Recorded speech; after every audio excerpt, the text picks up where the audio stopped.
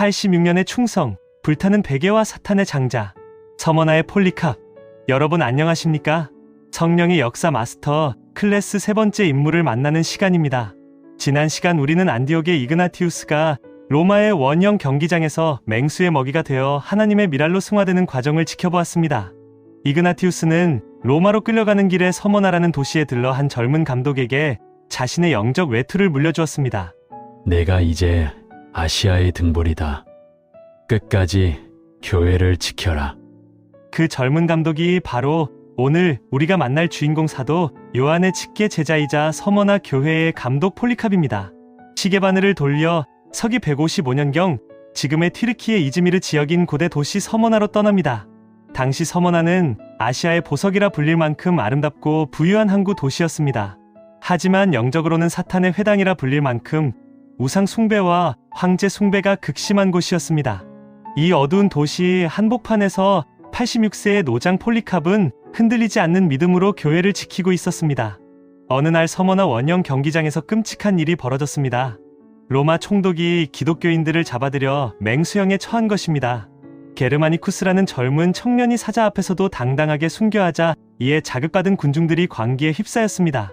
그들은 소리쳤습니다. 저 무신론자들을 없애라. 그리고 이 모든 일의 원흉인 폴리캅을 찾아내라. 군중들은 기독교의 우두머리인 폴리캅만 죽이면 서머나의 교회가 무너질 것이라 생각했습니다. 당시 성도들은 노령의 감독을 보호하기 위해 폴리캅을 교회의 한적한 농가로 피신시켰습니다. 폴리캅은 도망가고 싶지 않았지만 성도들의 간곡한 부탁 때문에 잠시 몸을 숨겼습니다. 그는 그곳에서도 자신의 안전보다 성도들을 위해 밤낮으로 기도했습니다. 그러던 어느 날 밤 폴리캅은 기이한 꿈을 꾸었습니다. 꿈 속에서 자신이 베고 자던 베개에 갑자기 불이 붙더니 순식간에 활활 타오르는 것이었습니다.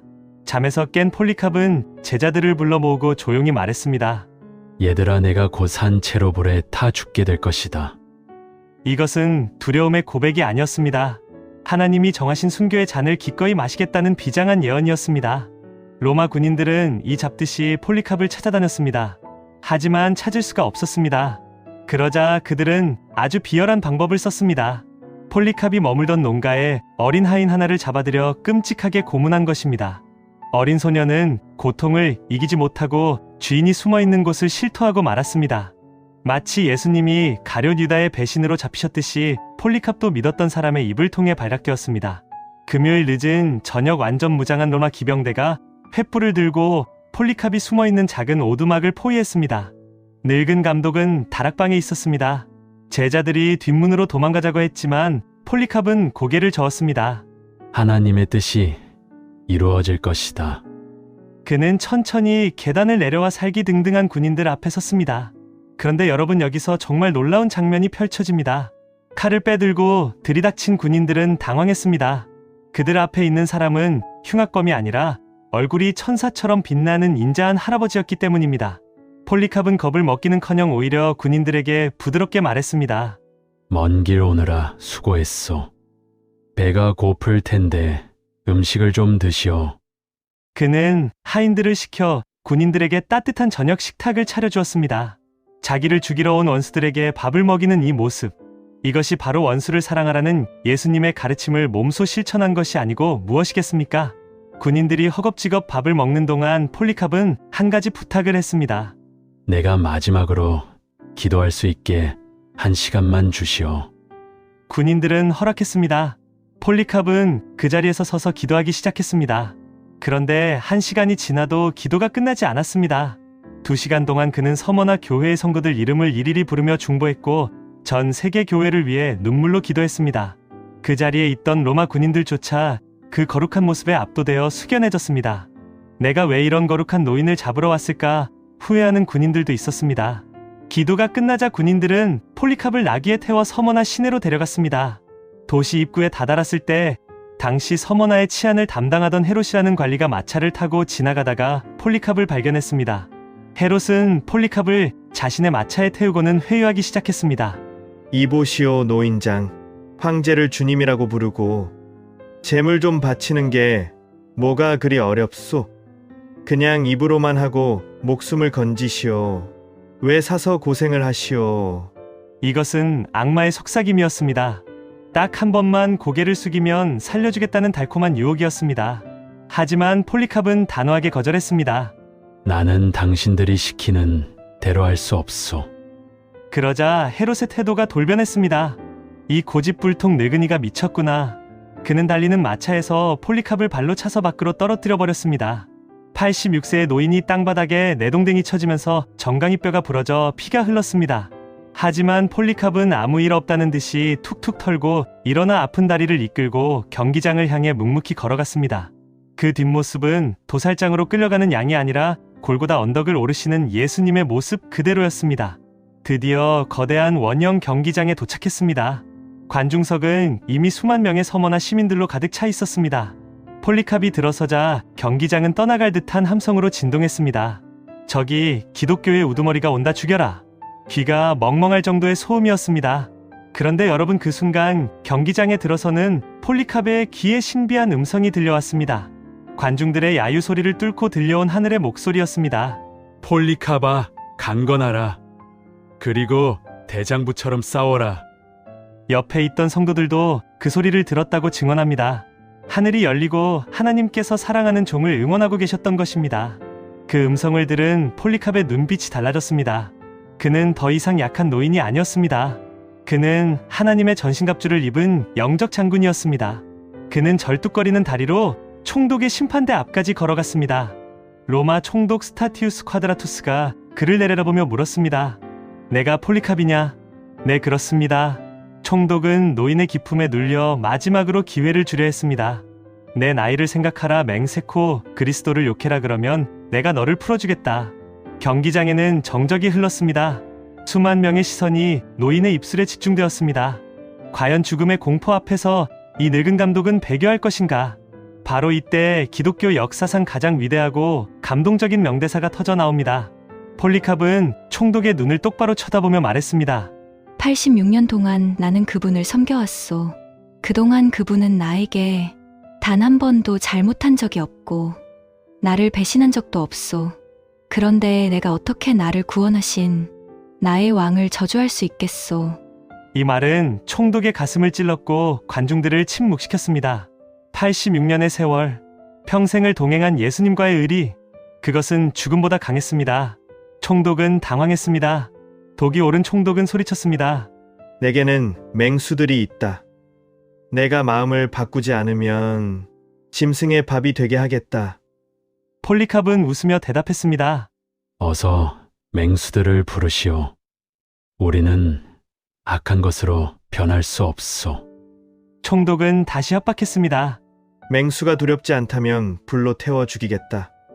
그러자 폴리캅은 성령 충만한 얼굴로 이렇게 선포했습니다. 당신은 잠시 타오르다 꺼지는 불로 나를 위협하지만 당신은 장차 올 심판의 영원한 불을 모르고 있소. 왜 지체하시오? 어서 당신이 하고 싶은 대로 하시오. 결국 총독은 군중들에게 선포했습니다. 폴리캅이 스스로 기독교인임을 자백했다. 군중들은 환호하며 외쳤습니다. 산채로 태워 죽여라. 그들은 목욕탕과 작업장에서 장작을 가져와 경기장 한가운데에 거대한 나무더미를 쌓았습니다. 이제 폴리캅은 옷을 벗고 장작더미 위에 섰습니다. 군인들이 그를 기둥에 묶으려 하고 못을 박으려 했습니다. 불에 타면 고통스러워 몸부림치다가 튀어나올까봐 걱정했기 때문입니다. 하지만 폴리캅은 그들을 제지했습니다. 나를 그냥 두시오.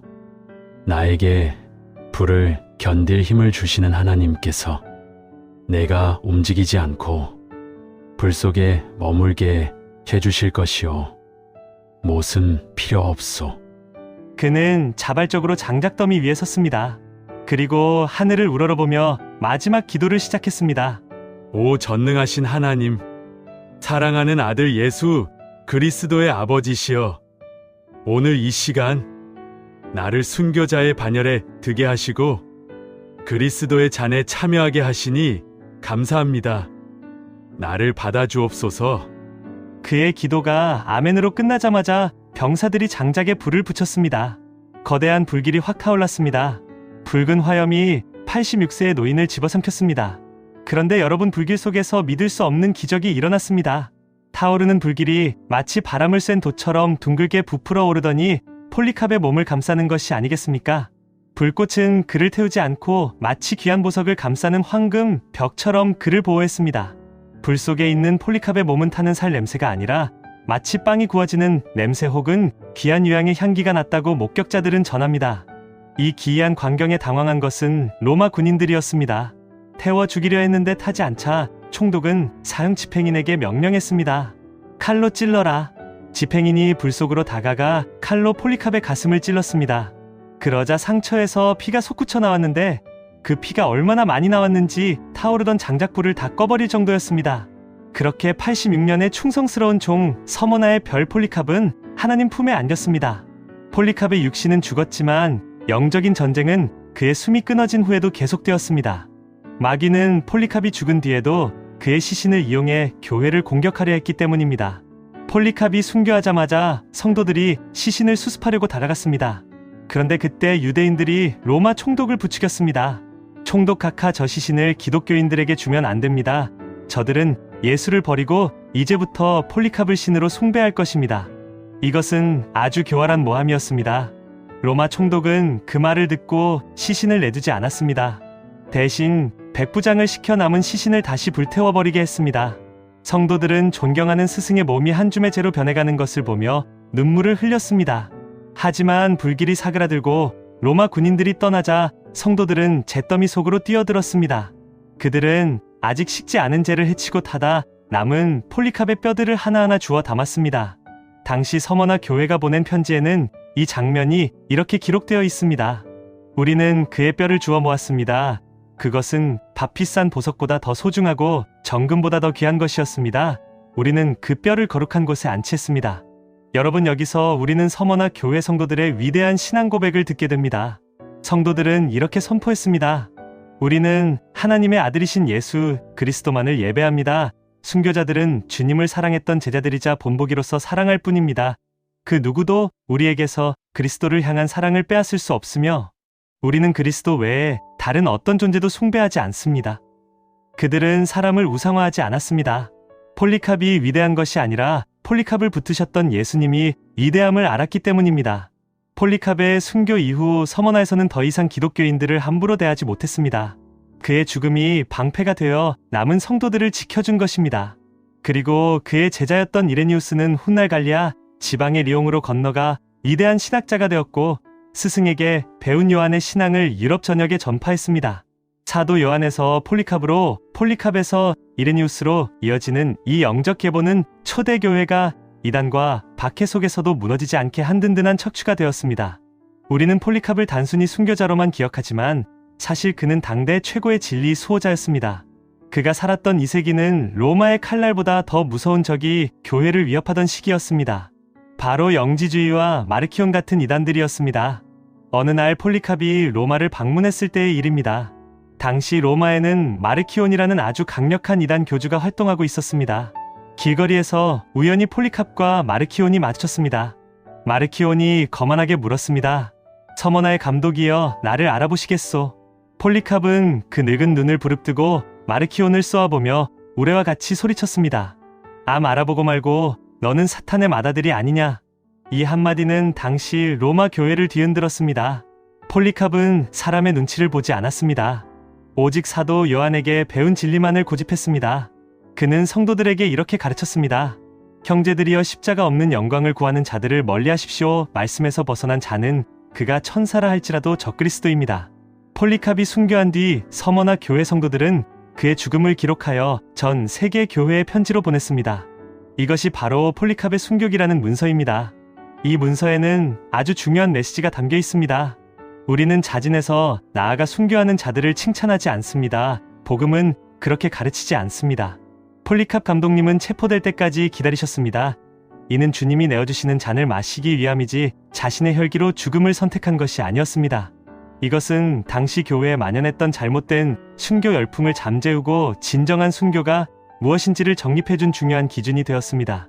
사랑하는 여러분, 폴리캅의 이야기를 마무리하며 오늘 우리는 스스로에게 물어야 합니다. 폴리캅은 86년에 충성을 물려주었습니다. 불타는 화영대 앞에서도 비굴하지 않았던 그 당당함을 유산으로 남겼습니다. 오늘날 우리는 화영대도 없고 사자굴도 없는 편안한 시대를 살고 있습니다. 하지만 역설적이게도 믿음을 지키기는 더 어려워졌습니다. 돈이라는 우상, 쾌락이라는 우상이 우리에게 절하라고 유혹합니다. 딱 한 번만 타협하면 편하게 살 수 있어. 헤롯 관리가 폴리캅을 마차에서 밀어내며 했던 그 유혹이 매일 우리 귓가에 들려옵니다. 그때마다 폴리캅을 기억하십시오. 마차에서 떨어져 다리가 부러져도 절뚝거리며 경기장으로 걸어갔던 그 노인의 뒷모습을 기억하십시오.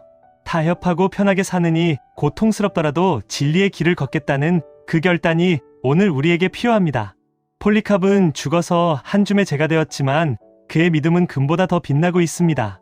여러분의 인생은 나중에 무엇으로 남겠습니까? 바람에 날려갈 재로 남겠습니까? 아니면 자녀들과 후배들에게 길이길이 기억될 정금 같은 믿음의 유산으로 남겠습니까? 오늘 밤 기도하실 때 이렇게 결단하면 좋겠습니다. 주님, 저도 폴리캅처럼 살고 싶습니다. 내 인생 마지막 순간에 뒤를 돌아보며 주님은 나에게 한 번도 잘못한 적이 없으셨습니다. 참으로 좋으신 나의 왕이십니다라고 고백하며 눈을 감을 수 있게 해주십시오. 86년이 아니라 영원토록 주님만을 사랑하게 해주십시오. 서머나의 별은 졌지만 그 빛은 아직도 우리 가슴을 비추고 있습니다. 이 영상을 보시는 모든 분이 이 시대의 폴리캅이 되어 가정과 일터와 교회에서 믿음의 불을 밝히시기를 축복합니다. 지금까지 86년의 충성 서머나의 폴리캅 이야기였습니다. 이 이야기가 여러분의 가슴에 작은 불씨가 되었다면 구독과 좋아요로 함께해 주십시오. 여러분의 작은 응원이 잊혀진 믿음의 거인들을 다시 깨우는 큰 힘이 됩니다. 감사합니다.